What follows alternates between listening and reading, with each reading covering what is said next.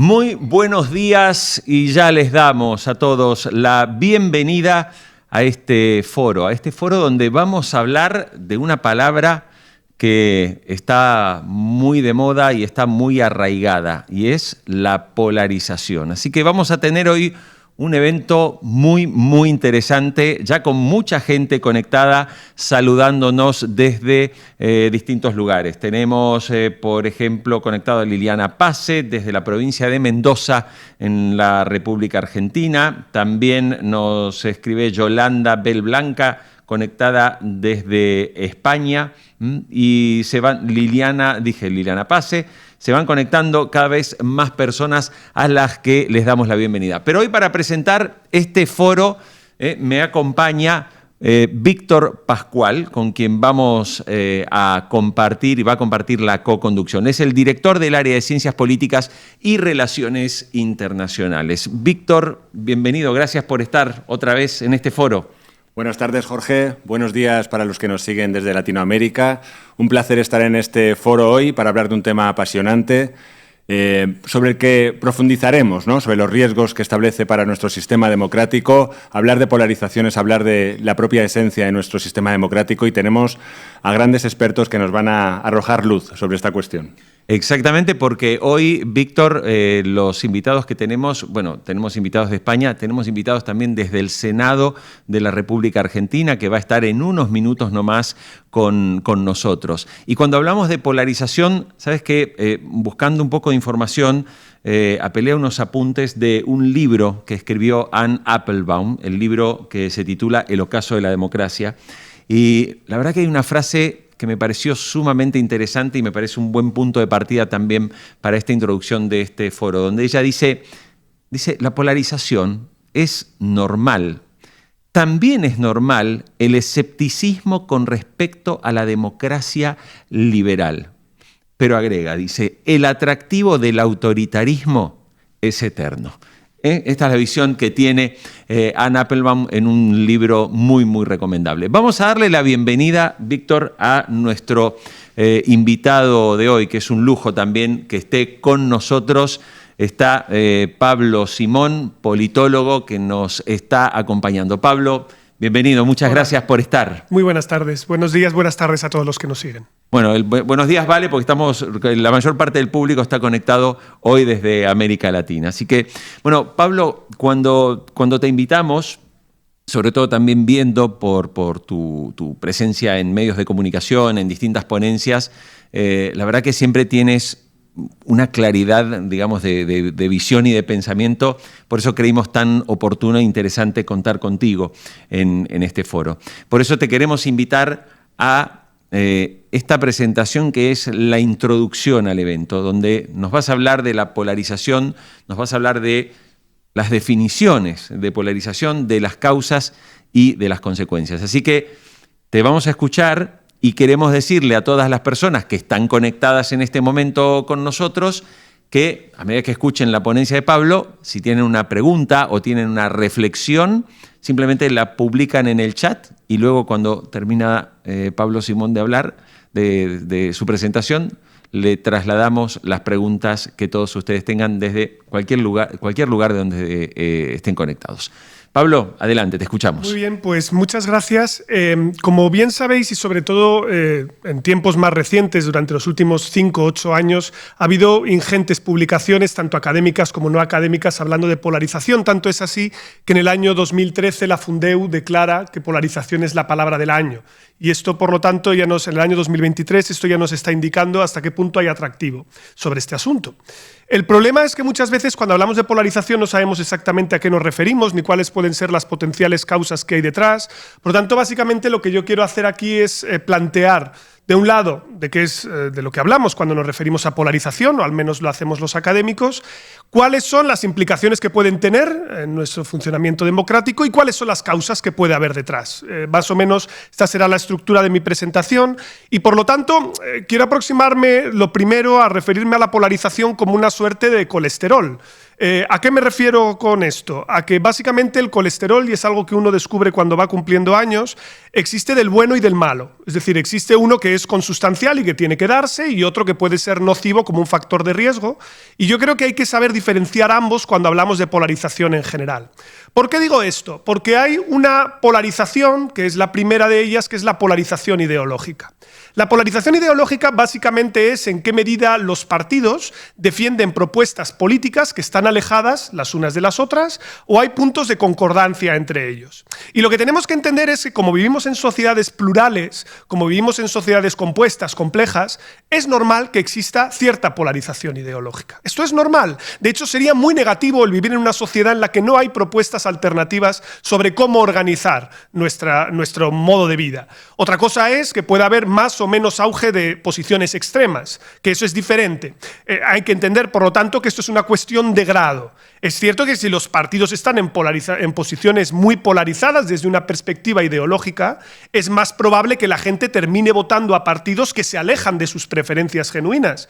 Pero después esto puede permitir el que, si no pueda haber consenso en nuestras sociedades y tengamos que ver un poco cómo lo gestionamos, ¿no? ¿Cómo normalmente medimos esta polarización de carácter ideológico?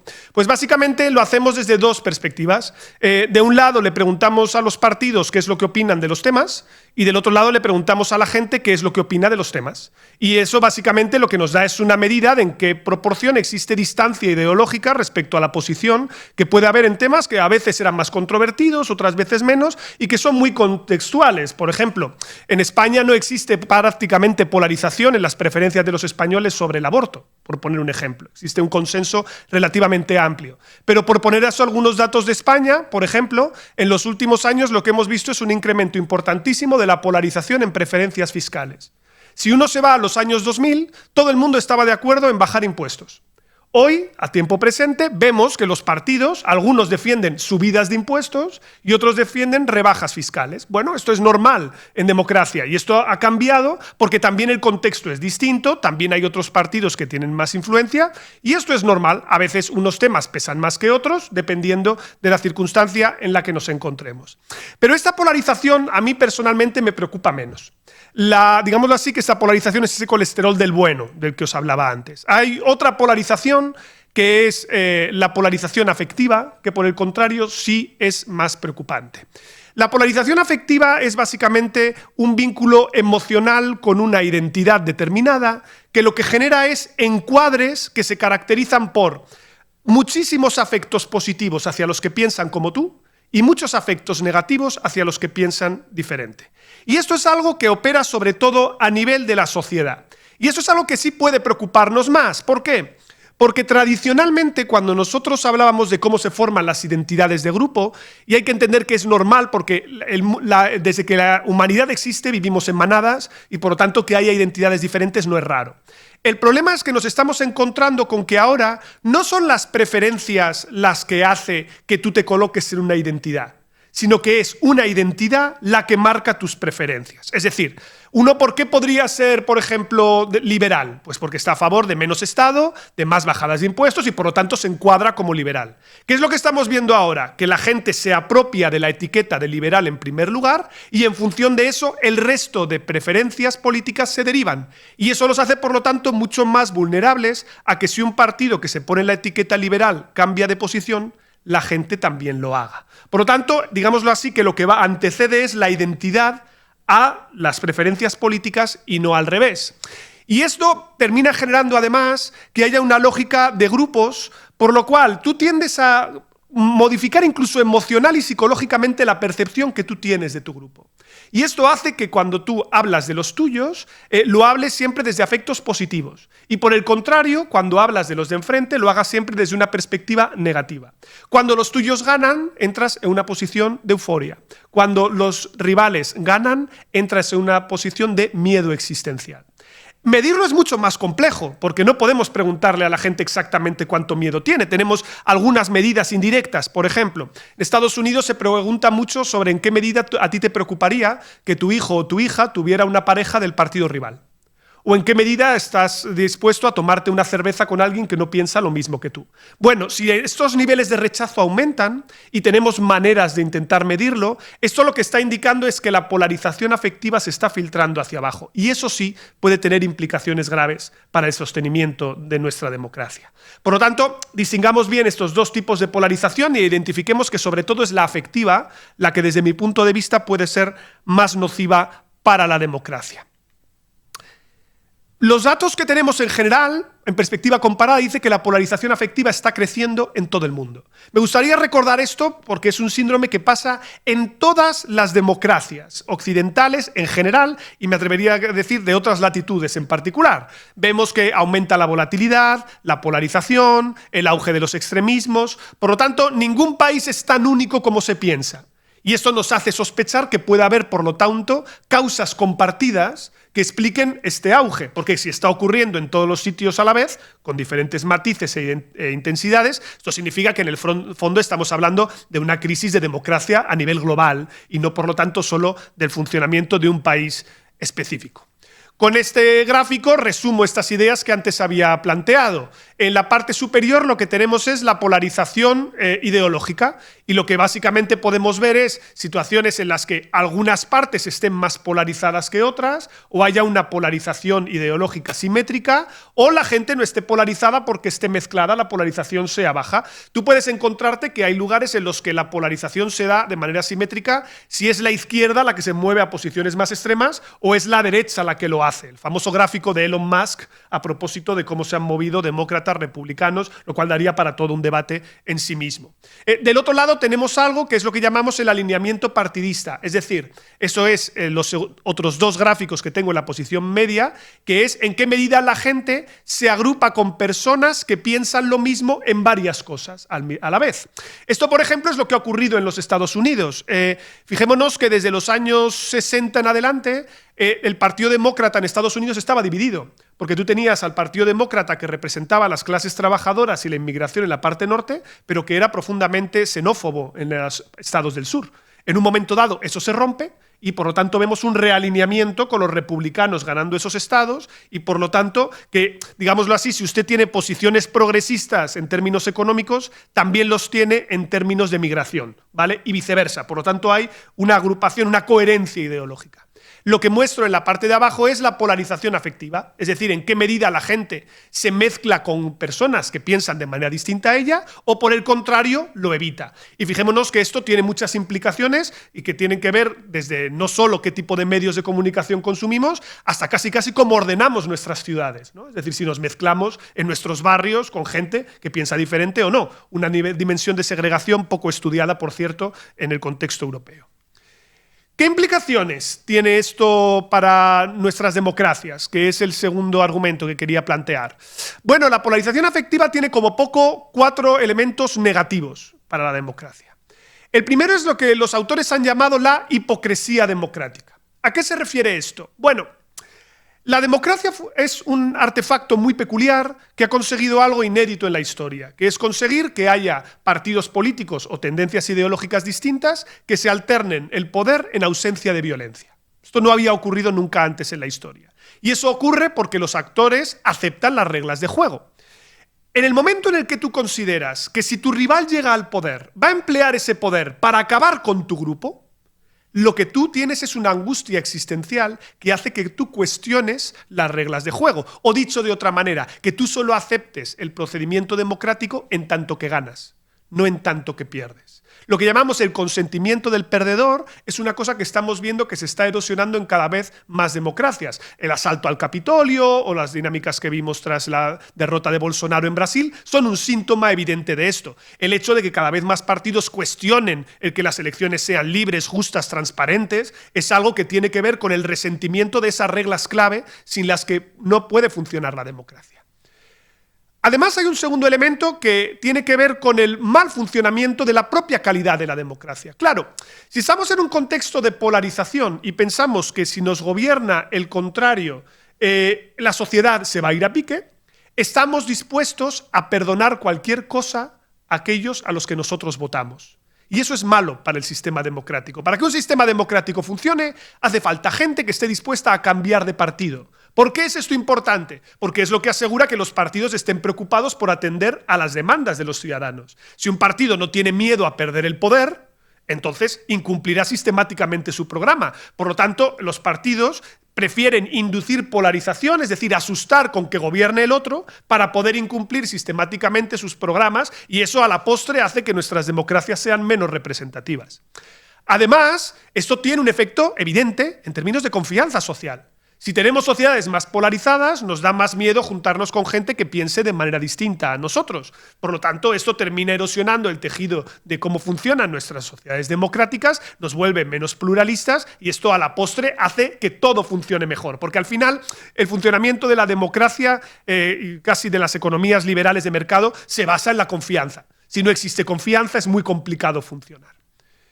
Y por último, y esto también es una dimensión vinculada a los medios de comunicación, empobrece y embrutece, me atrevería a decir, el debate público. Es decir, ya no hablamos de la propuesta concreta que hacen los partidos, sino de qué partido propone cada propuesta. Por lo tanto, ya no hablamos del qué, sino del quién. Es decir, si esto lo propone el partido rival, necesariamente será negativo. No entro al fondo de la cuestión a discutir si puede tener aspectos positivos o negativos. Por lo tanto, erosiona una dimensión que es importante también en nuestras democracias, que es que los partidos puedan buscar acuerdos, puedan buscar transacción, ¿no?, en términos de qué tipo de políticas hacer. Bueno, pues para eso hay que bajar a los detalles, hay que discutir sobre la política, no sobre el proponente. En realidad, lo que estamos viendo en cada vez más sociedades es que si algo viene del campo rival, por sistema es rechazado.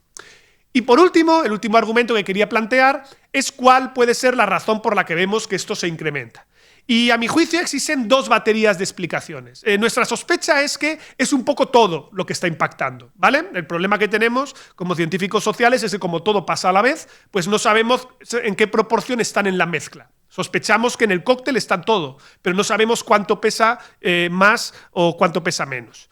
Entonces, lo primero que sabemos es que han emergido cada vez nuevos temas en nuestras sociedades y esto genera que haya más discrepancias. Nuestras sociedades se han vuelto más complejas.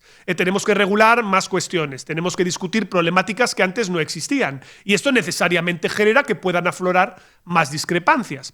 Pero además hay autores que dicen que la intermediación política que había en el pasado se ha quebrado. Es decir, antes teníamos unos grandes actores que eran partidos, sindicatos, iglesias, medios de comunicación, que servían como un mecanismo para articular ese pluralismo de intereses y meterlo dentro del sistema. En el momento en el que esos entes entran en crisis, y tenemos datos que apuntan que desde los años 80 esto es así, la gente se desintermedia y esto por lo tanto hace que sea más propensa a generar conflicto, porque tú no tienes unos actores que sean capaces de buscar un compromiso representativo de ese pluralismo que existe en la sociedad. Además, tenemos la idea de que la emergencia de nuevas discusiones en el campo de las batallas culturales y sobre todo una creciente fuerza de los partidos de derecha populista radical ha tenido una capacidad importante para inducir polarización. Sabemos que este actor es con diferencia el que más polariza en términos de las democracias occidentales. Y por último, y esto yo creo que muchas veces se excluye de la ecuación, pero para mí es relevante, no olvidemos que ha habido una gran recesión, sobre todo en Europa en el año 2008, América Latina también ha sufrido importantísima crisis desde entonces, pero la COVID-19 nos ha impactado a todos y la COVID-19 ha generado también un daño psicológico en nuestras sociedades, ha generado una fractura que no sabemos exactamente cómo nos afecta, pero que desde luego sabemos que algún tipo de impacto ha tenido. Junto a esas causas que tienen que ver con cómo ha cambiado la sociedad, hay otros autores que ponen más énfasis en cómo han cambiado los agentes. Y ahí es donde la gran tesis que defienden muchos, y yo diría que esta es la más consensual dentro de la literatura, es que son los actores políticos los que tienen interés en inducir polarización. Es decir, que esto es un elemento que viene prefabricado desde arriba, probablemente en términos dialécticos, ¿no? La sociedad cambia, las élites activan estos problemas y a su vez retroalimenta cómo reaccionamos los votantes. Pero la idea sería la siguiente.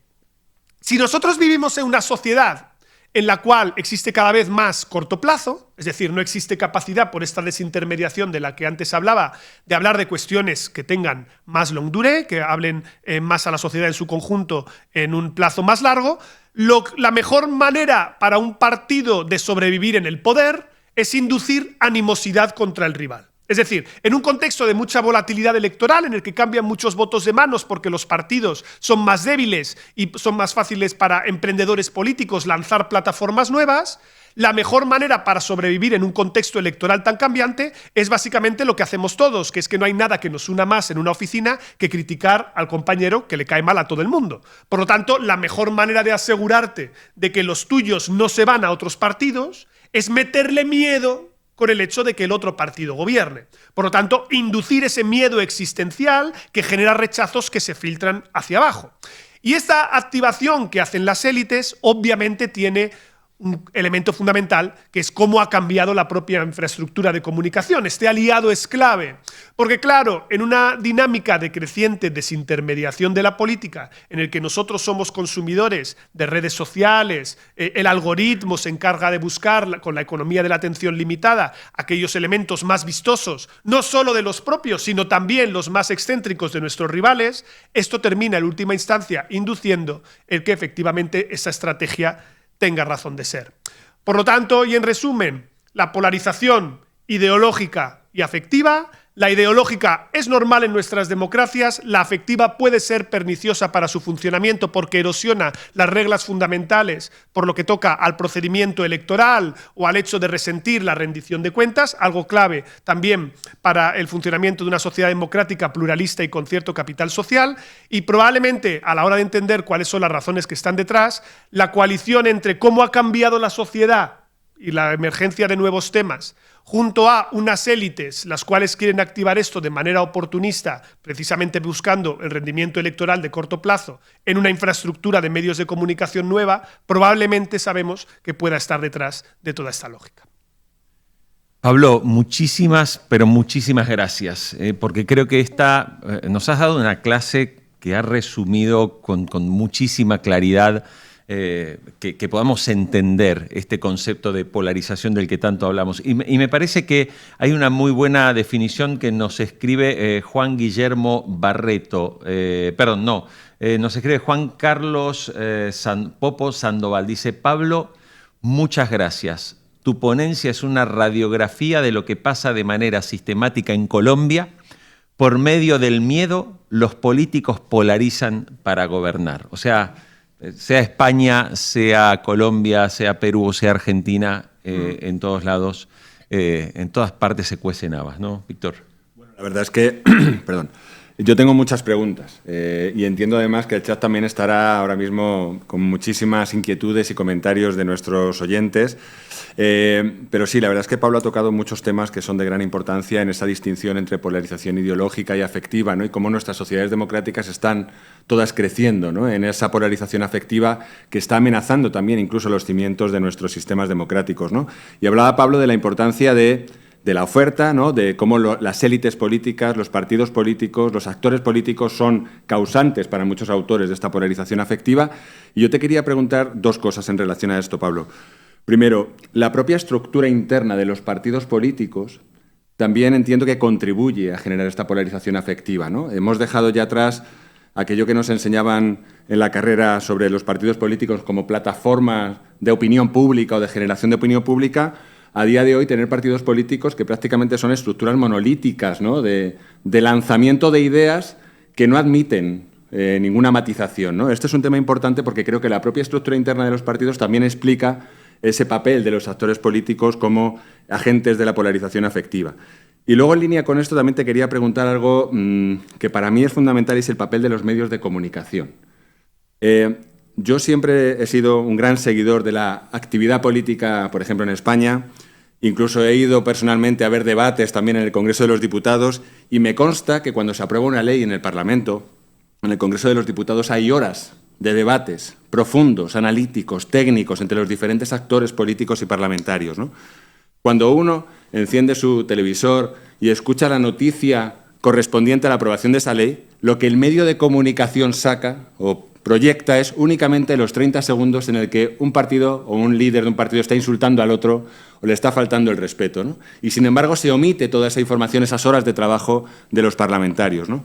Es algo que a mí siempre me ha impactado muy negativamente y quería también un poco pues, introducir esta cuestión para que tú nos des tu visión sobre qué papel y responsabilidad tienen no solo las élites políticas, sino también los medios de comunicación. Muy bien, pues gracias por las dos preguntas, porque además tocan cuestiones mollares. Cuando hablaba antes del debilitamiento de las estructuras intermedias que operan en la democracia, el debilitamiento de los partidos es uno de los elementos fundamentales que explican el que veamos también estos incrementos en la polarización. ¿Por qué? Porque los partidos políticos, tradicionalmente, cuando eran organizaciones vivas, solían servir como una suerte de contrafuerte interno a liderazgos fuertes. Esto es verdad que aquí habría que poner matices entre democracias parlamentarias y presidenciales. La situación es un poco diferente, no hay duda. Pero sí que es cierto que podían servir como un contrapeso que hiciera que no hubiera candidatos excéntricos, los cuales terminaran mediante un sistema de primarias, cabalgando a lomos de las posiciones más ideológicas dentro del partido, haciéndose con el poder. Bueno, pues esto ya hemos visto que no pasa, ¿vale? Porque esa pérdida de fuerza de las estructuras internas ha generado que, por ejemplo, Boris Johnson se haga con el partido Tory o que Donald Trump destruya literalmente el partido republicano, que ya no existe en los Estados Unidos, que realmente es el partido MAGA a día de hoy. Por lo tanto, eso ha tenido que ver con esta pérdida de esos contrafuertes internos, lo cual nos recuerda, por lo tanto, hasta qué punto el polo liberal dentro de nuestras democracias es importante. Es decir, el polo liberal tiene que ver con los contrapesos al poder. La que existan contrapesos dentro de los partidos a estos liderazgos únicos, que efectivamente vertebran el funcionamiento interno con una voz monocorde, es clave. Y eso ha tendido a desarticularse en todos los sitios y yo creo que tiene algo que ver con que, por ejemplo, aquí en Europa hayamos importado los sistemas de primarias que tienen este efecto y que termina yugulando, ¿no?, a esa vida interna que antes había en los partidos. Y del otro lado, en los medios de comunicación tienes toda la razón y, de hecho, lo que tenemos que entender es que esto se ha acelerado y que no se va a detener por una razón. Porque en el fondo lo que estamos viendo es una suerte de espectacularización de la política. Es decir, nuestros políticos y sobre todo los medios de comunicación tienen que pelear por audiencias cada vez más pequeñas. Pensemos que ellos compiten por nuestra atención en ciclos muy cortos, generados por los dispositivos más parecidos que existen a unas tragaperras, que son nuestros smartphones, los cuales nos generan dopamina en el cerebro, que tienen clips muy cortos y que tienen que ser capaces de lograr que fijemos nuestra atención durante 15 segundos y ya puede ser mucho. Por lo tanto, esto termina sublimando las posiciones más extremas. Termina haciendo que los medios de comunicación no entren en cuestiones de fondo, sino que se queden única y exclusivamente en lo epidérmico, en lo anecdótico. Y ahí tenemos un problema, porque el ritmo de nuestras democracias es más lento que el ritmo con el que generamos comunicación política. Es decir, cambiar una ley, cambiar una política pública es lento, es complejo, hay que mover los engranajes de la administración, requiere un debate y, sin embargo, la comunicación política es enormemente acelerada, es muy rápidamente fungible, es decir, todo es muy importante hoy y nada es importante mañana. Ya ahora estamos hablando de aranceles y no hablamos de Groenlandia y luego hablaremos de otra cosa y entonces no hay tiempo para fijar la atención. Y eso es enormemente problemático porque en el fondo no permite sostener un debate público de calidad en nuestras democracias sobre las cuestiones de fondo. De eso también se aprovechan los propios medios de comunicación, en parte porque no tienen más remedio, compiten por las audiencias y los partidos políticos entran en la lógica de competir como si fueran una suerte de youtubers o tiktokers, influencers, que lo que quieren es que le hagas caso al líder durante ese momento. Y esto no tiene nada que ver con que los políticos no tengan que comunicar mejor. Es decir, hay que buscar un término medio. Yo no estoy diciendo que volvamos a un lenguaje de madera, pero sí hay que ser capaz de comunicar de otra manera, pero al mismo tiempo entender que estamos en un entorno en que ya no se habla de cuestiones de fondo, y eso es malo para nuestra democracia. Y añadiré solo una cosa, en realidad eso también explica parte de nuestro malestar, porque a través de la comunicación tan vertiginosa construimos unas expectativas que la gente rápidamente ve defraudadas porque por necesidad la política no puede acomodarse a esos ritmos. Pablo, nos está viendo mucha gente que le interesa la carrera política. Tú eres politólogo, eres un especialista.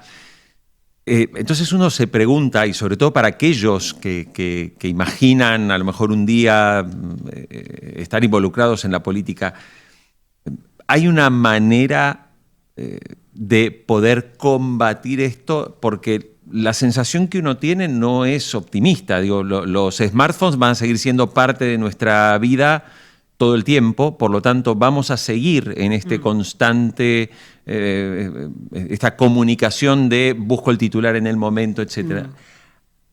¿Qué caminos existen para, no digo eliminar la polarización, pero sobre todo para preservar las democracias? Bueno, a ver, es complejo, desde luego es complejo y claro, aquí habría como dos patas de la pregunta, ¿no?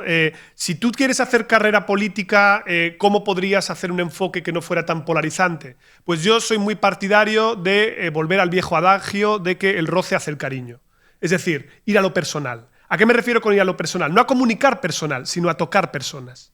Es decir, una parte del problema que tenemos ahora es que al final nuestras democracias son mediadas, siempre operan a través de medios de comunicación, pero hemos tendido a abandonar esos espacios compartidos en los que nos juntamos con personas que piensan de manera distinta y que la miramos a los ojos. Es muy importante mirar a los ojos a los otros. Y yo creo que recuperar parte de ese político que vuelve a estar a pie de obra, que está cercano a la gente, que es capaz de empatizar con sus sentimientos, y al mismo tiempo esto no quita que se tenga que convertir ni en un demagogo ni en un populista, que evidentemente tiene la ventaja de no solo estar cara a cara con el ciudadano, sino también de poder explicarle que las cosas no son sencillas y hablarle como un mayor de edad.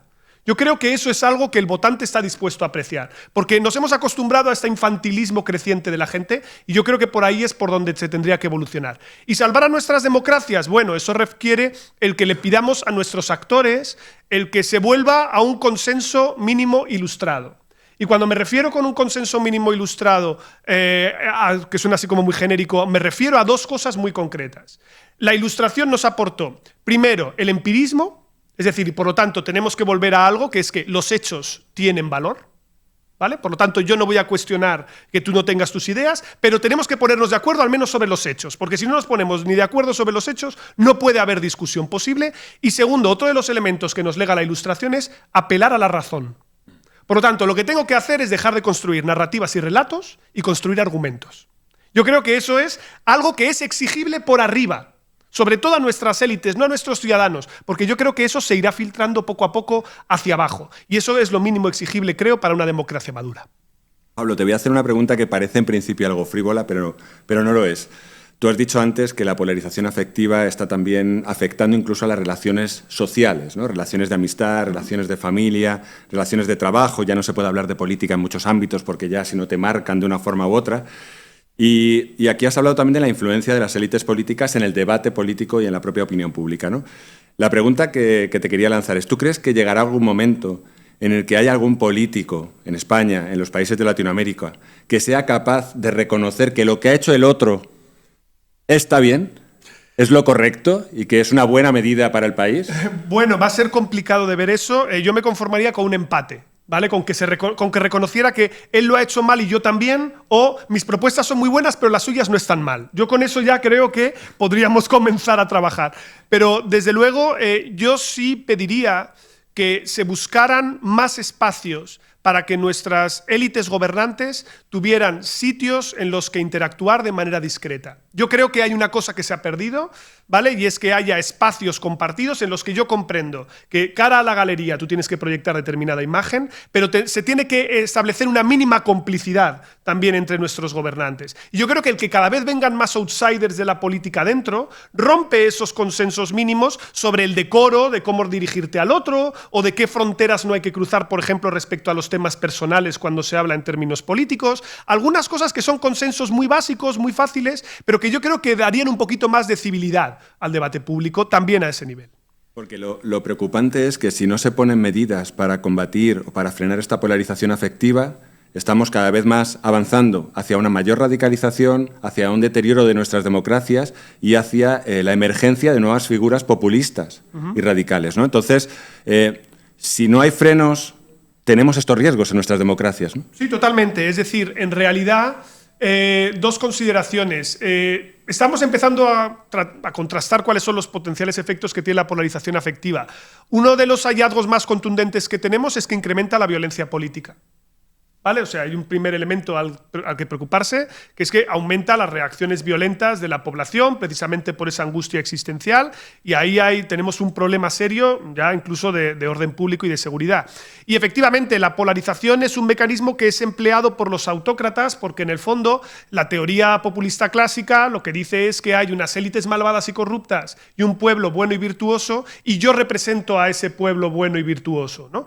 Claro, la implicación que tiene es que por encima del pueblo pueblo no hay nadie, porque yo soy el representante del pueblo. Resultado, laminar todos los procedimientos democráticos, laminar todos los contrapoderes que existen, que van desde los informales, medios de comunicación, ONGs, sociedad civil, que muchas veces es o capturada por estos autócratas o directamente ahogada, hasta, por ejemplo, los tribunales de justicia o los medios de comunicación, que también cumplen ahí su papel. Por tanto, yo creo que tenemos que estar muy alerta, porque este deterioro en términos de polarización puede terminar erosionando el funcionamiento de nuestras democracias, y hay que saber trazar muy claramente esa línea entre el pluralismo que tiene que existir y el elemento que también plantea Levitsky y Ziblatt, la exigencia de contención a nuestros gobernantes. Es decir, usted tiene un mandato para gobernar el país 4, 5 años, 7 años, lo que sea, ¿vale? Pero usted no tiene un mandato para hacer que su mayoría sea permanente y perpetuarse en el poder.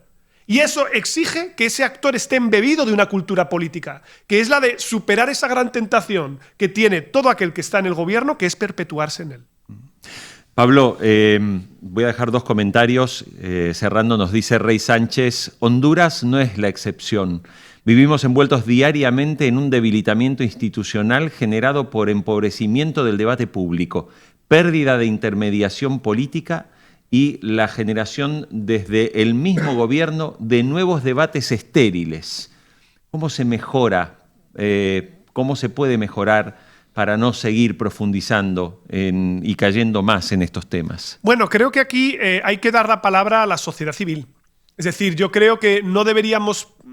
Y esto yo creo que es algo que viene pasando desde los años 80, Robert Putnam habla de ello desde los años 90, que es este debilitamiento de los lazos interpersonales, de la confianza social, del asociacionismo, incluso en una democracia tan antigua como la de los Estados Unidos.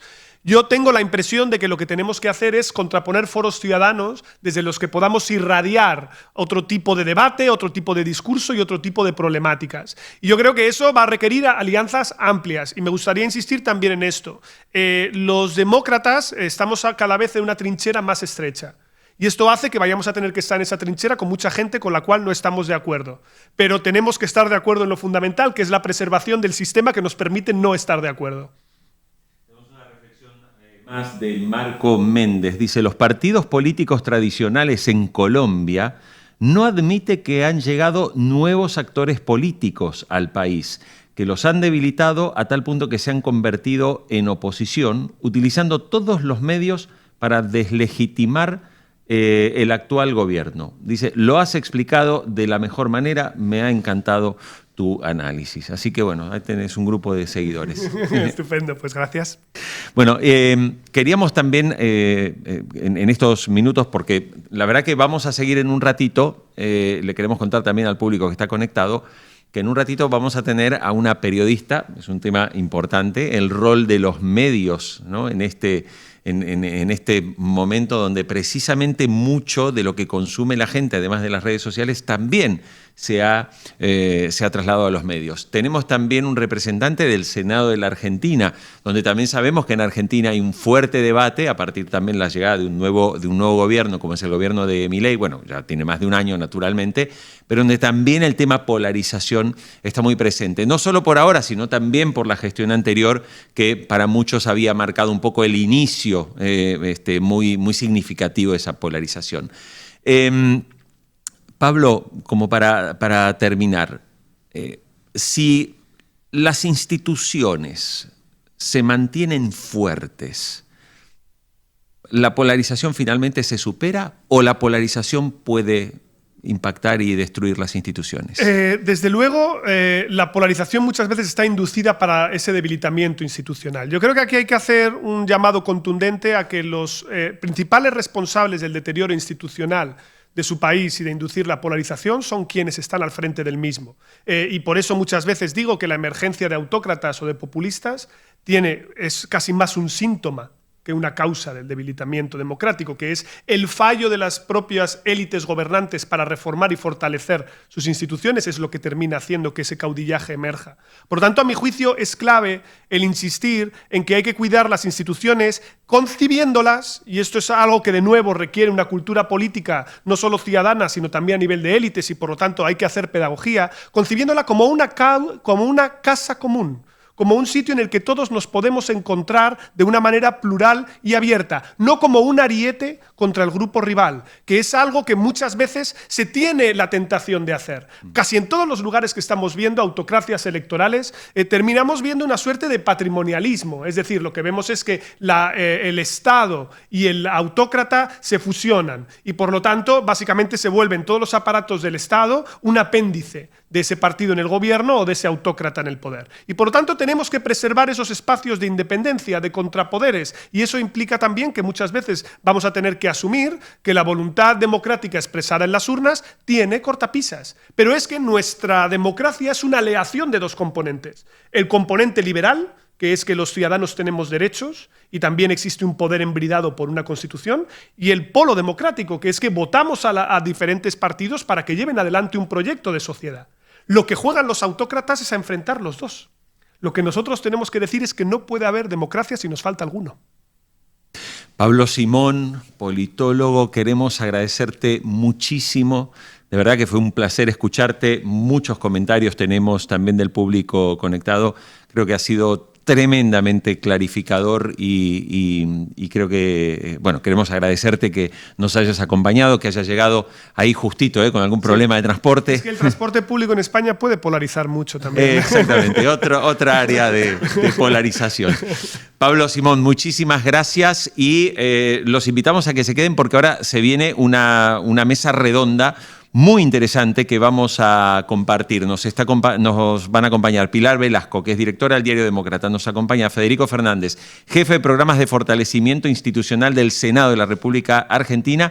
Y va a estar con nosotros también Gonzalo Romero Martín, investigador en el ámbito de la polarización afectiva. Todo eso en un minuto. Quédense conectados con nosotros. Sigan enviándonos comentarios y preguntas, que todo esto lo vamos a estar planteando en este foro dedicado a la polarización. Ya volvemos enseguida, no te vayas. El ecosistema digital de información tiene que tener unas mínimas salvaguardas, que es precisamente la protección de la libertad de prensa, la libertad de información, que está prácticamente recogida, ¿no?, en casi todas las constituciones del mundo, pero es verdad que ¿por qué? Pues fundamentalmente porque nuestros ciudadanos merecen tener el derecho y la oportunidad a tener una información veraz y objetiva de todo lo que les sucede, ¿no? Es la libertad en torno a la construcción de la opinión pública. Cuando vemos que puede ponerse en riesgo esa construcción de la opinión pública de una forma cierta, donde la verdad de repente se puede convertir en mentira, donde la información se convierte en desinformación y donde la tecnología, en vez de generar conocimiento, puede generar desconocimiento, sin lugar a dudas es el momento donde también los responsables públicos, los responsables políticos, tenemos que poner encima de la mesa normas que regulen la intromisión desmesurada y maledicente, sobre todo de esa información que intenta sesgar hacia determinados lugares no objetivos, toda la información que llega a nuestros ciudadanos.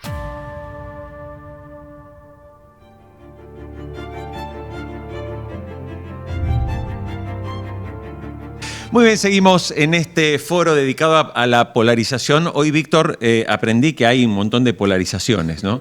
Y también me estaba acordando un poco que creo que esa sabiduría popular, creo que todos los que nos están viendo y escuchando, ¿quién no escuchó alguna vez a un padre de familia o un abuelo sentarse en la mesa y decir: acá no se habla ni de fútbol, ni de política, ni de religión? Esa sabiduría popular nos decía que ya hace mucho tiempo esos temas polarizaban. Lo que pasa es que ahora polariza, como decía recién Pablo Simón, hasta el transporte público.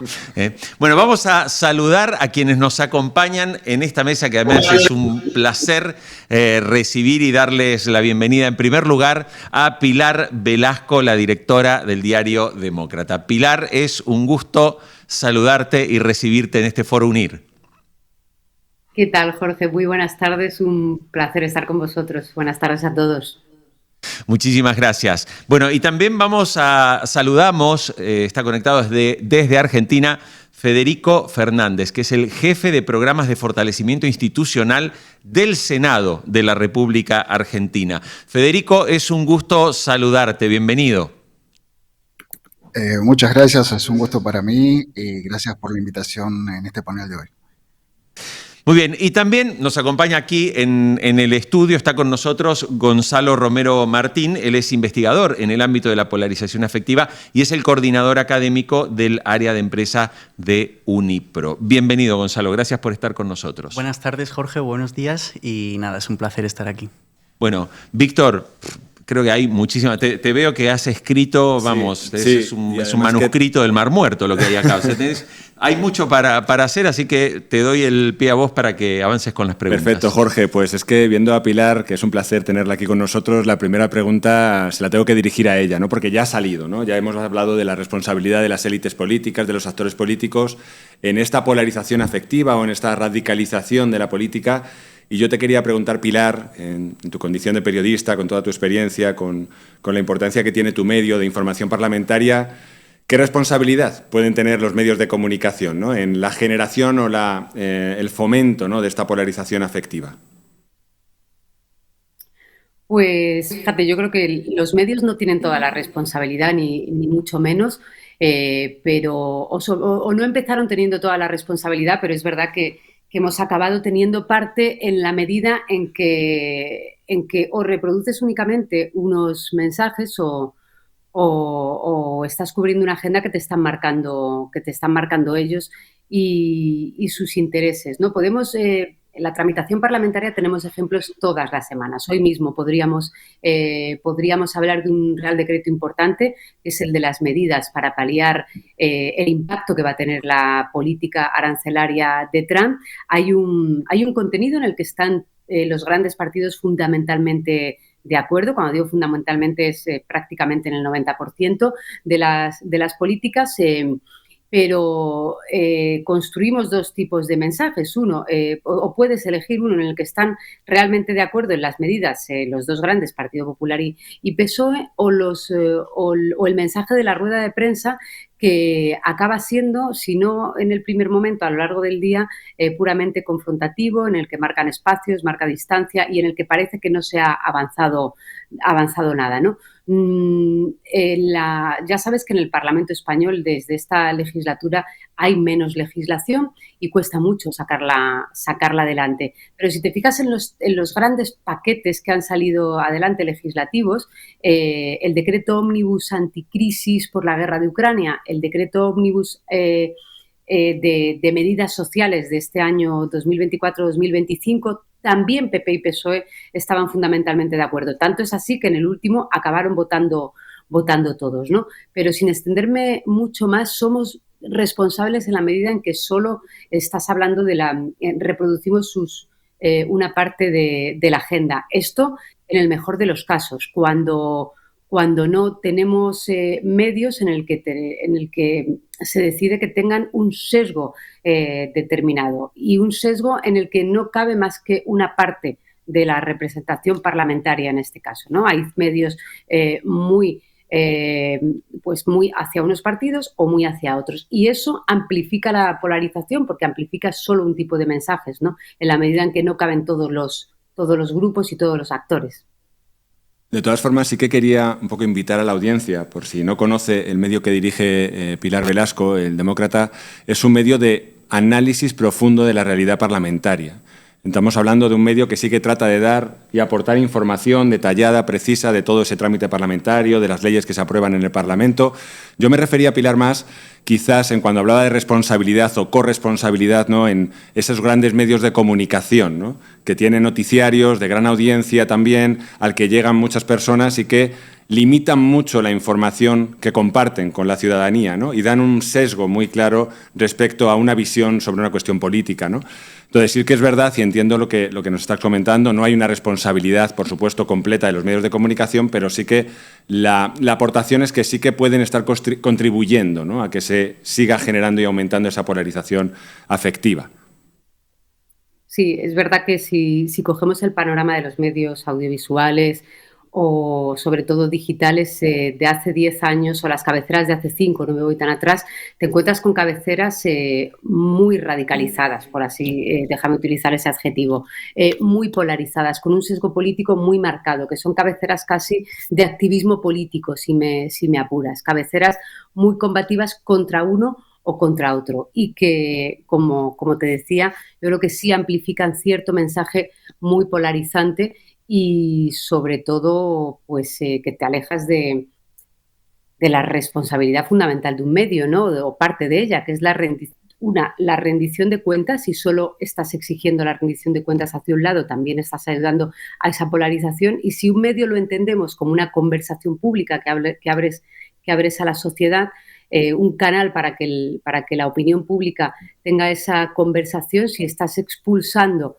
a una parte de ella, también estás colaborando con esta tan manido polarización y que convive tanto entre nosotros, y que además en sitios, supongo que cuando hemos puesto otros ejemplos, Argentina, Colombia, va a pasar muy parecido a como en España, ¿no? Que el Parlamento es donde se escenifica y se materializa muy bien esa polarización, en la medida en que, como bien citaba Pablo Simón en la ponencia, es política, es ideológica, y él la llamaba afectiva. Es verdad que cada vez hay menos interlocución, cada vez se hablan menos, por entendernos entre ellos, ¿no?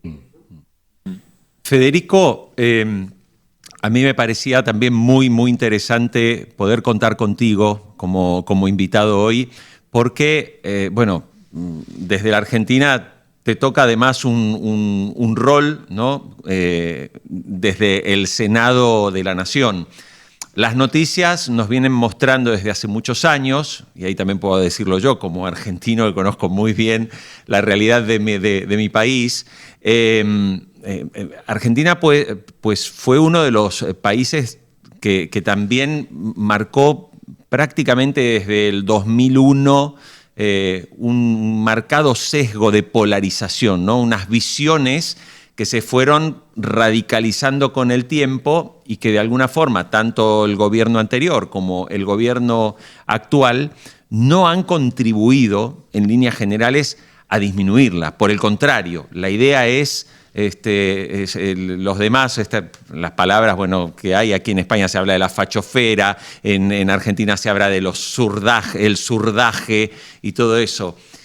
Desde una institución como es el Senado de la Nación, ¿cómo se está trabajando para poder lograr que en ese ámbito tan importante, que representa además a todas las provincias que integran la Argentina, porque son los representantes de las provincias, se puedan realmente llegar a consensos y acuerdos que contribuyan precisamente al desarrollo y a la aprobación de proyectos y leyes que vayan en la dirección correcta y no en pos de beneficiar a uno para perjudicar a otro?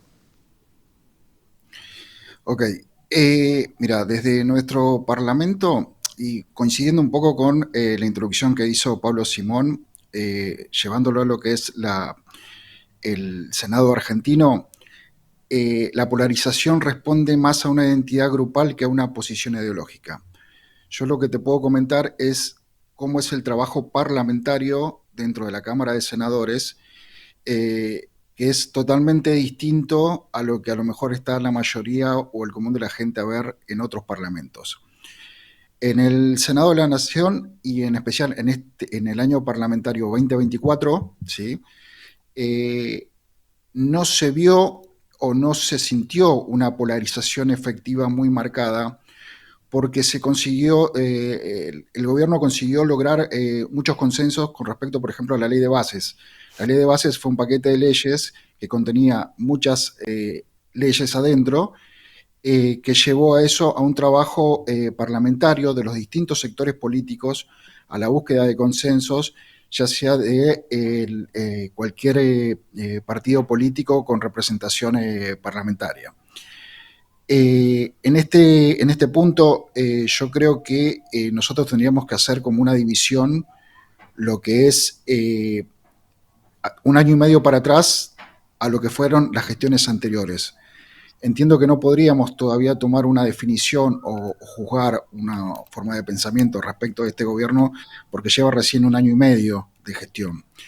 Sí hemos visto, como vos decías recién, muchos sesgos y muy marcada la polarización efectiva, que esto, a mi opinión, no hace bien a la institucionalidad y menos en el área parlamentaria.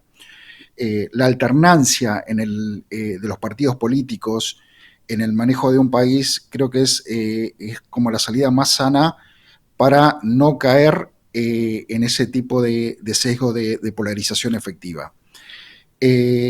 Con respecto a la Cámara de Senadores, esto es un ámbito donde siempre prima el respeto y el trato y la colaboración entre todos los legisladores. Existe algo en el proceso de trámite parlamentario, que es el trabajo de labor parlamentaria, donde todos los bloques acuerdan los proyectos que se van a tratar el día de la sesión. Y todas las sesiones, de hecho, han sido bajo acuerdos entre los distintos, ya sea de partidos de mayoría o minoría, con respeto hacia sus pares dentro de la Cámara.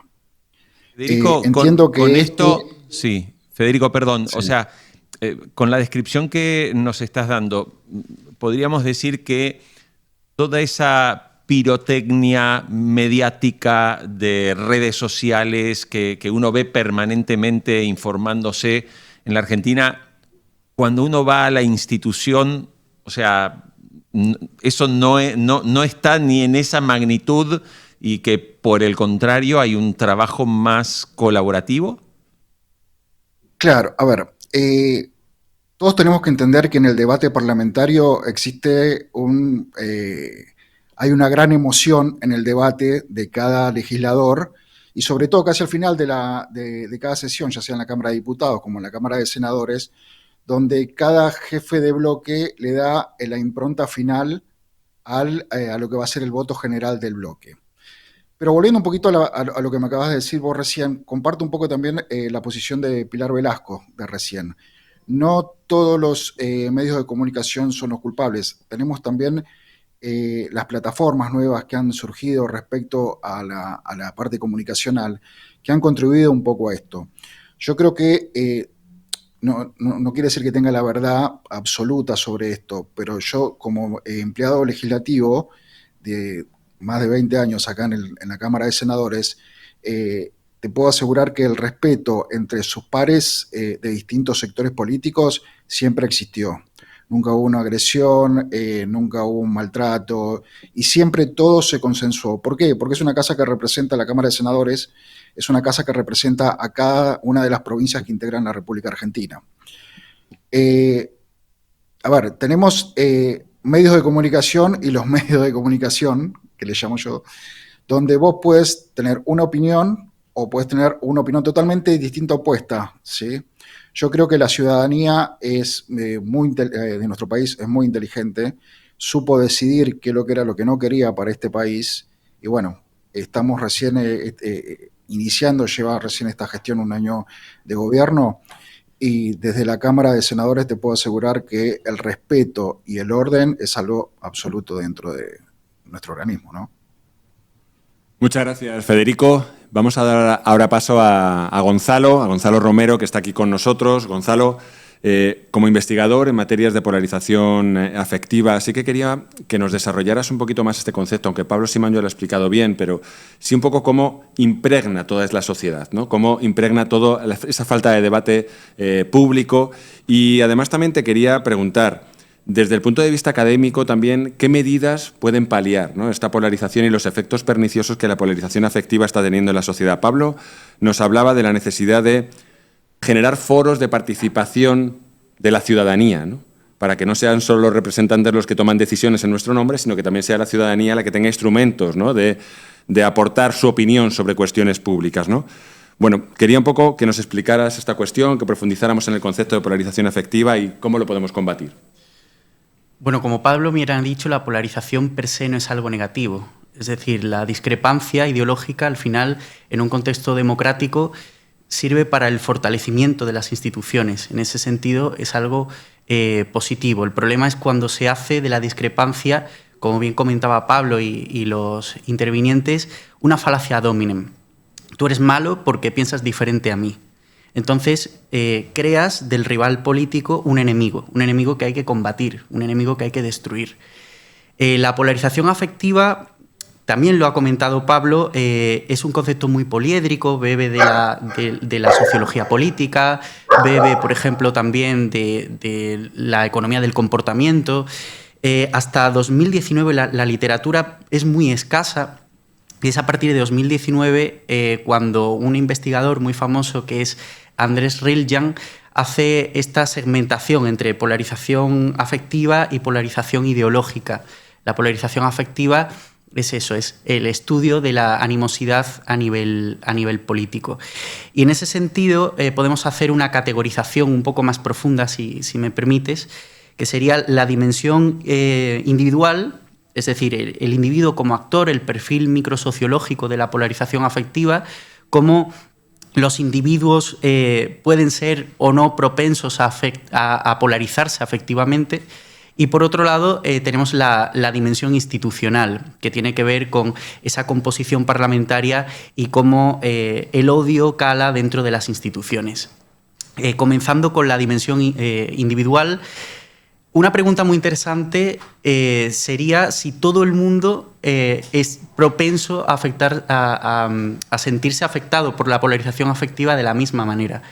Y la respuesta es que no. Realmente hay elementos que son atenuantes o elementos que son potenciadores de la polarización afectiva. Por ejemplo, la cultura siempre es un atenuante de la polarización afectiva. Se hizo un estudio, el Centro de Estudios Murciano, por ejemplo, hizo una lectura en profundidad de las macroencuestas que tenemos y se vio cómo aquellos individuos que tenían un mayor nivel de formación eran menos propensos a polarizarse afectivamente en España.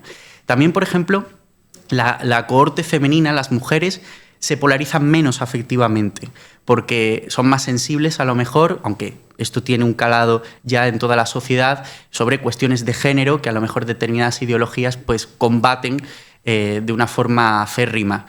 Luego, por otro lado, la pertenencia a grupos, es decir, a partidos, tiende también a pervertir las decisiones.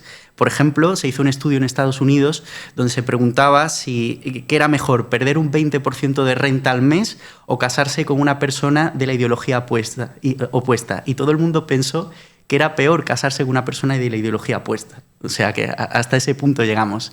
Y luego está la dimensión institucional, que como comentábamos se rompe, sobre todo en Europa, esos dos grandes bloques, se atomiza mucho el espectro político y aquí entramos en un juego de diferenciación. En economía siempre estudiamos la diferenciación.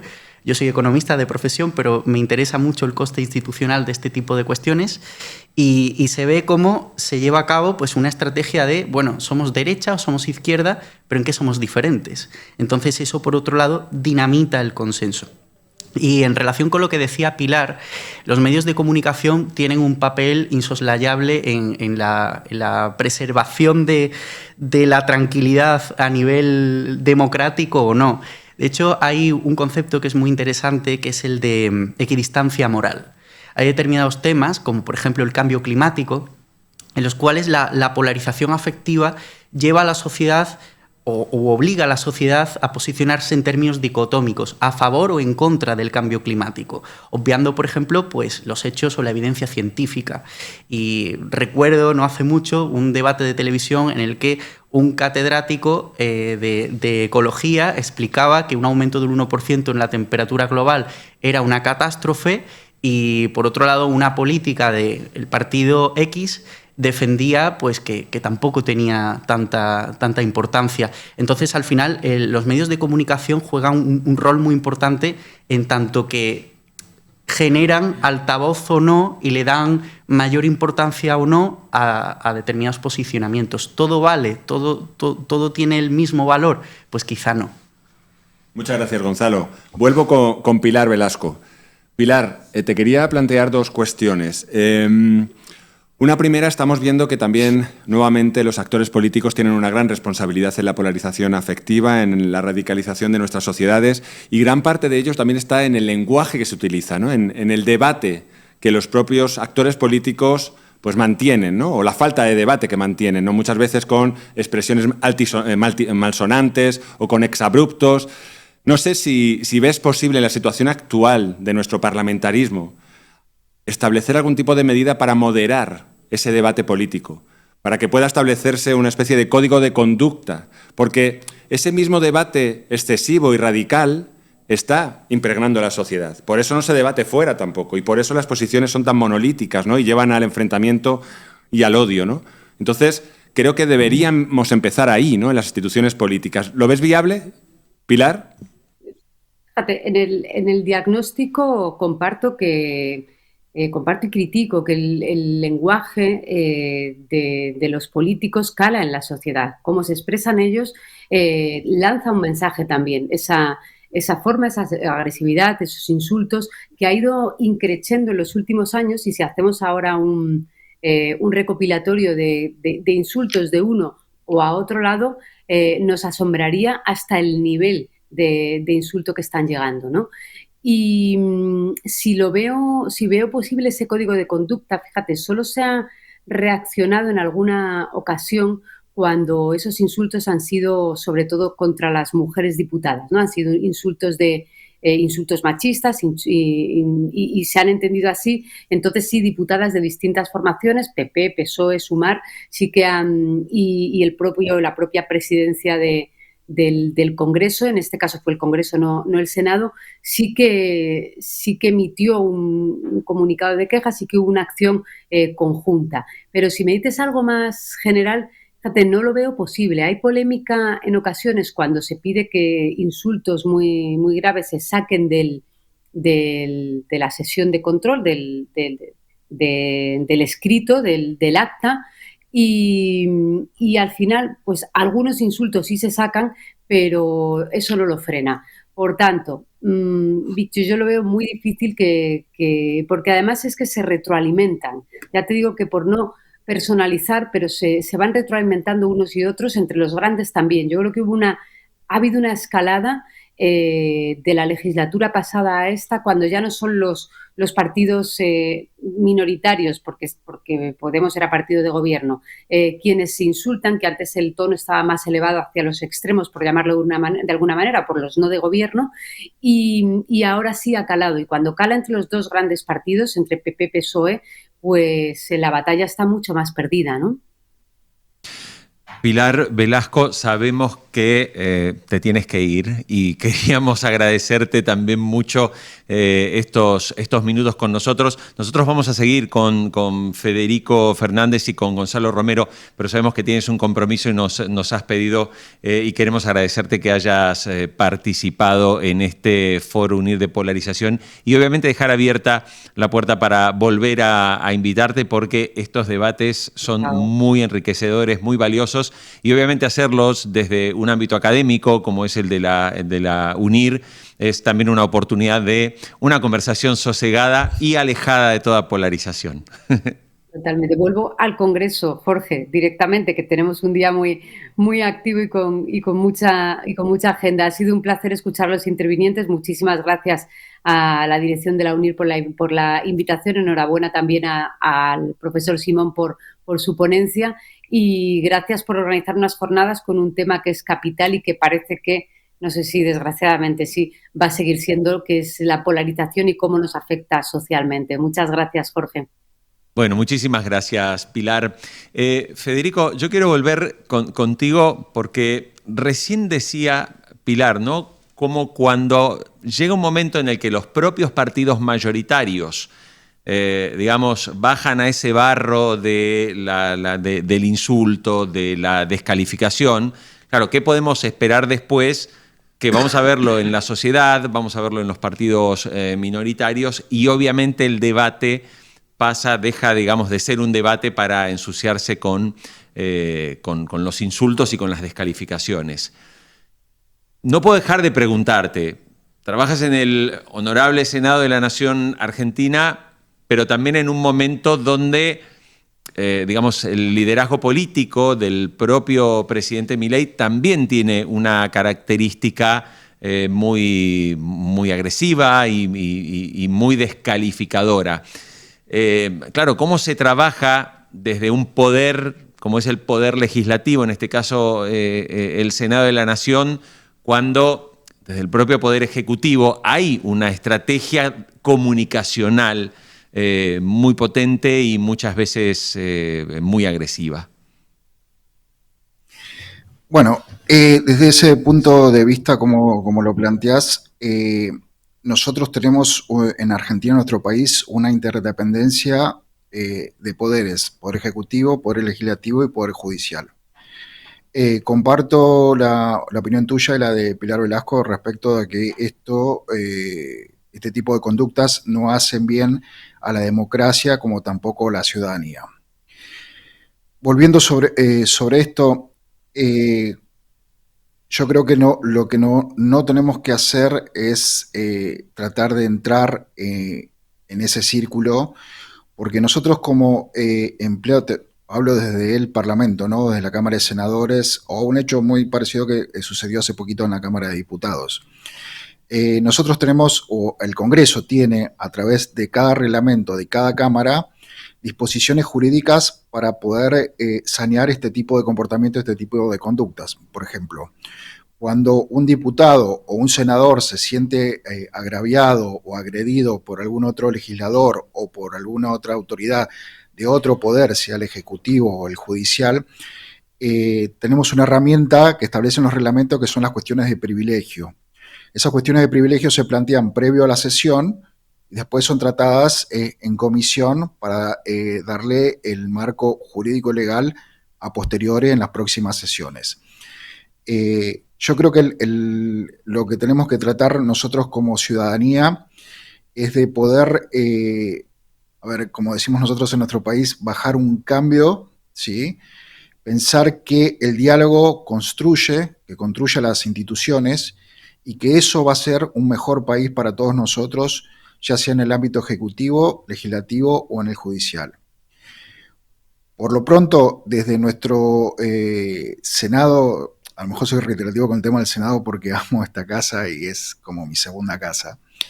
Reitero, nosotros ese tipo de conductas no son habituales dentro de la Cámara, y cuando algún sector político se ha sentido ofendido, ofuscado o maltratado por algún otro poder dentro del sistema constitucional de gobierno de la Argentina, se han planteado las cuestiones de privilegios en las respectivas sesiones. Creo que el diálogo es lo que construye, creo que el diálogo es lo que nos va a llevar a ser un país mucho mejor. De hecho, esta nueva gestión ha construido diálogos con muy poquitos legisladores, porque no son mayoría en ninguna de las cámaras, y creo que ese es el camino que hay que seguir de acá por mucho tiempo más. Muy bien. Federico Fernández, jefe de programas de fortalecimiento institucional del Senado de la República Argentina. Queremos agradecerte mucho estos minutos, que nos hayas acompañado también en este foro donde hemos escuchado tantas voces y también esta visión relacionada con un tema tan potente y tan instalado hoy en la sociedad, ¿no? Que es esta visión de la polarización permanente, de la confrontación permanente. Muchísimas gracias y un gran saludo. Muchas gracias a ustedes, muchas gracias al Foro UNIR, gracias por la invitación, y déjame que me despida agradeciendo a la gente de la Dirección de Comunicación Institucional y de Infraestructura y Tecnológica del Senado, que gracias a ellos hoy estoy acá compartiendo con ustedes esto. Muchísimas gracias a todos. Gracias Federico.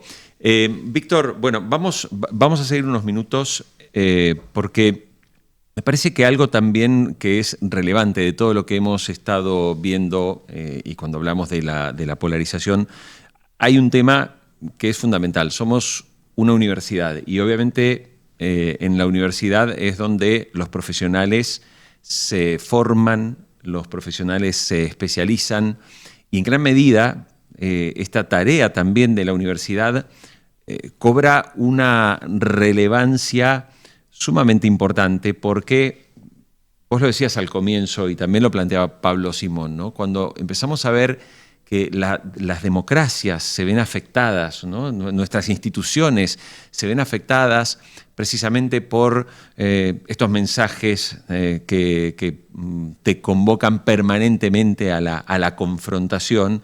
Bueno, el ámbito académico es el ámbito principal para la reflexión sosegada, para el análisis, para la investigación, pero fundamentalmente para la formación de profesionales que contribuyan desde sus áreas a mejorar y a corregir estos defectos que estamos viendo, ¿no? Exacto, sí, es base fundamental de nuestras instituciones, de nuestra universidad, capacitar a politólogos, a expertos en análisis político, a expertos en ciencia política, también en temas de gestión pública. Y bueno, pues en el área que yo dirijo, en el área de ciencias políticas, pues entre otros tenemos como uno de los títulos más relevantes también para esta capacitación, el grado en ciencias políticas, gestión pública, ¿no? Es un título, por supuesto, que lo que te ofrece es una formación multidisciplinar en todos los aspectos que están relacionados con el análisis político, las ciencias políticas, y el egresado de esta titulación pues tiene que salir conociendo aspectos relativos al derecho, aspectos relativos también a los sistemas políticos comparados, por ejemplo, también a sistemas y procesos electorales en diferentes países, o también abordará cuestiones sobre ética, gobernanza, así como también pues, tiene que conocer el ámbito internacional, asignaturas como relaciones internacionales o, como decía, también incluso de economía, ¿no? Cuestiones todas ellas que están relacionadas y que un experto politólogo, como nuestro querido Pablo Simón, o como yo mismo, que también estudié esta titulación, pues al final te proporciona todas las herramientas para tener esa visión completa del fenómeno político en su conjunto y poder seguir analizando y desarrollando todas estas cuestiones en el ámbito profesional, ¿no? Bueno, vamos a seguir hablando también con Gonzalo, pero queremos contarle a la audiencia que está conectada que les hemos compartido un enlace a través del chat. En ese enlace ustedes se van a poder encontrar con lo que estaba precisamente diciendo recién Víctor, ¿no? Cuáles son esos grados y esas maestrías que hay de UNIR que están relacionadas, bueno, relaciones internacionales, ciencias políticas y gestión pública, cooperación internacional, sociología, másters como el máster universitario en estudios de seguridad internacional, en dirección en la gestión pública. Bueno, si ustedes ingresan en ese enlace van a encontrar la información y, como estamos hablando obviamente de una formación que es 100% online, cualquier información que quieran tener o conocer sobre qué características tiene un máster o qué característica tiene alguno de los grados, pues con un formulario dejan sus datos y un asesor especialista de UNIR les va a dar toda la información sobre esta formación que se hace 100% online. Gonzalo, obviamente me gustaría también, porque estamos hablando de la polarización, ¿no? Cuando hablamos en el ámbito académico y quizás en clases que puedas dar, ¿no? Imagino que alguna vez esto sale en las clases, ¿no? O sea, conversación con alumnos. La pregunta es si en la clase también se polariza la gente al momento de debatir, siendo estudiantes universitarios o estudiantes de maestría. Bueno, yo en primer lugar quiero decir que la universidad debe ser un espacio antipolarización afectiva. La gente obviamente viene cada uno con su background y con sus ideas, pero al final construir entre todos y construir en base a textos científicos hace que también las personas, que esos textos calen en ti, ¿no? Que en cierto modo todo el conocimiento interpele a tu vida y te cambie. Y ese es el poder transformador de la educación. Yo, por ejemplo, soy profesor de política económica, doy economía del comportamiento y economía del sector público. Y en economía del sector público, por ejemplo, yo introduzco como un fallo de Estado la polarización afectiva. Es decir, es un fallo de Estado como tal, es un fallo de la democracia en su conjunto, porque fallan los actores, fallan los mecanismos y falla el resultado. Y por otro lado, por ejemplo, en economía del comportamiento también cuando modelizamos, esto ya es más purista del ámbito económico, las funciones de utilidad, pues introducimos el elemento de la irracionalidad o, por ejemplo, el elemento del populismo, como esa racionalidad del homo economicus que siempre se presuponía se rompe desde que aparecen estas corrientes de pensamiento que al final, en cierto modo, lo que buscan es que seamos humanistas. Yo creo que la universidad y todas las titulaciones en general deberían buscar ese perfil humanista del alumno, que al final no haya una división absolutamente cartográfica entre lo que es economía, sociología, ciencia política, y creo que la universidad es el espacio para ello. Además, si me lo permites, Jorge, aparte de lo que es la universidad en sí, no propiamente el recorrido curricular que hace el estudiante, ¿no? En nuestros títulos, la UNIR promueve muchísimos espacios de debate como este y otros muchos seminarios en los que además en un grado en ciencias políticas y gestión pública o maestrías como comunicación y marketing político, pues también lo que se busca es eso, ¿no? Es interactuar con el estudiante, que el estudiante también pues, pueda debatir estas cuestiones de una forma sosegada, analítica, contraponiendo diferentes puntos de vista, y eso al final es formación académica también para que esa persona que sale egresado de nuestra universidad, de nuestros títulos, pues sepa, ¿no? En el plano profesional tener una visión amplia, no polarizada, sosegada y analítica de las cuestiones políticas. Teniendo en cuenta que tenemos mucha gente conectada de Argentina, de Colombia, de Honduras, de Ecuador, que hemos recibido comentarios, obviamente ustedes también dan clases, o sea, están en contacto con estudiantes. Sería bueno contarles un poco, claro, cuando estamos hablando de un grupo de estudiantes, de profesionales que están haciendo, por ejemplo, un máster, pero claro, pero tienes alguien que es de España, tienes otro que es de México, tienes otro que es de Colombia. O sea, cómo se enriquece la experiencia con cada uno de los países y con las nacionalidades de los que integran, digamos, ese staff de estudiantes de UNIR. Bueno, yo pienso que el hecho de que seamos una universidad global al final enriquece muchísimo el aprendizaje, incluso para los profesores, porque nos permite conocer realidades que a lo mejor no son tan cercanas. Al final terminamos siendo un poco ombliguistas, ¿no? Cada uno estudia su realidad, la realidad que le atañe en primera persona. Y en ese sentido, en UNIR tenemos una experiencia diferente, porque efectivamente tenemos un claustro, por un lado un claustro global, pero por otro lado también un alumnado global. Y ese es el elemento diferenciador con respecto a otro tipo de enseñanza. Exacto, Jorge. Incidir un poco en la misma idea que Gonzalo, ¿no? Hablamos de profesores que están distribuidos por todo el mundo, principalmente en España y en Latinoamérica, así como también nuestras clases están repletas de estudiantes de todo tipo de nacionalidad e ubicación geográfica, ¿no? Además, es lo bonito de esta universidad, es que no hay fronteras, no hay limitaciones físicas, por lo tanto el debate se enriquece muchísimo con visiones muy distintas y también con visiones desde el docente y aportaciones muy distintas, ¿no? Y además nuestros títulos siempre suelen tener un enfoque universal, no están enfocados únicamente en un sistema jurídico-político, sino que siempre van a buscar el análisis comparado, la visión amplia de diferentes situaciones políticas en diferentes países. Bueno, yo quiero agradecerles a los dos. Bueno, primero agradecer a toda la gente que está conectada con nosotros, que les vamos a pedir también un pequeño favor. Al momento en que te desconectes, te va a aparecer una encuesta con solamente 3 preguntas, son 10 segundos de tu tiempo. Te pedimos, por favor, que respondas la encuesta, que para nosotros también es importante tener tu opinión sobre este foro. Y bueno, desde ya que agradezco a Federico Fernández que nos acompañó, agradezco a Pilar Velasco, agradezco a Pablo Simón y bueno, finalmente también Gonzalo Romero Martín, muchísimas gracias por este tiempo y Víctor Pascual, también gracias por estar en este foro UNIR. Reiteramos también a la gente que está conectada, tenemos allí un enlace que les hemos compartido, toda la información sobre las maestrías o las carreras de grado que puedes hacer en UNIR, obteniendo un título europeo, un título español con validez en toda Europa y que se convalida en los países de América Latina, en Colombia, en Argentina, en Perú, en Ecuador. Ahí está toda la información para que puedas consultar. Y si te decides, un especialista, un experto de UNIR te contará todo lo necesario y te dará toda la información relevante. Así que, Víctor, muchísimas gracias. Muchas gracias y encantado de acompañarte en estas aventuras, Jorge. Bien, Gonzalo, lo mismo y será entonces hasta cualquier otro momento y otro foro. Fenomenal, muchas gracias.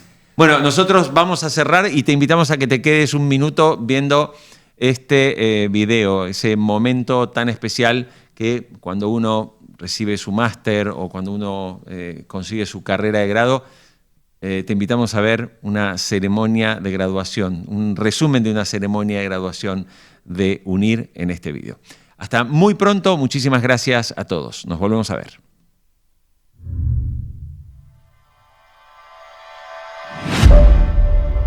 Es mucha dedicación estudiar, pero bueno, la UNIR lo facilita y poder estudiar a distancia pues mejora este momento, ¿no? del tránsito de estudiar para luego ser lo que quieres ser.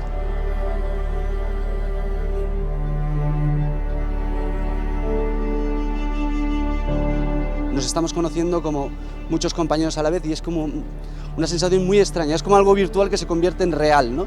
Y entonces una felicidad enorme por los estudios, el esfuerzo y luego cómo no, por ese compañerismo que hemos estado haciendo durante 4 años.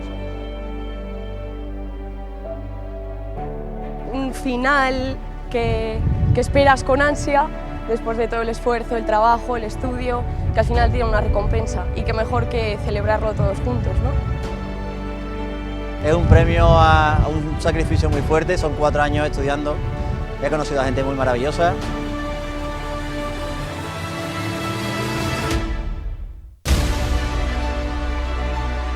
Y la verdad que le agradezco a mi familia, a mi marido, por todo el apoyo que me dieron, el aguante que me hicieron, de mis padres también, a mi papá que no lo tengo, a mi mamá que está en Argentina, y bueno, y de todos, de la verdad que de todos, de mis hijas, que gracias a todos ellos pude lograrlo en realidad. Me acordaba de mi familia, de mi esposa, de mis hijos, que han sacrificado tantas horas de estudio, ¿no? Que quizás no les he podido dar tanto tiempo por estar dándole a la maestría, ¿no? La verdad es que después de 4 años estudiando y haciendo mucho esfuerzo, me siento muy contenta y la verdad muy orgullosa de todo el esfuerzo que hemos estado haciendo este tiempo. Cuando estás aquí te desborda la cantidad de gente, todo lo que han preparado, te desborda todo lo que tú te has imaginado.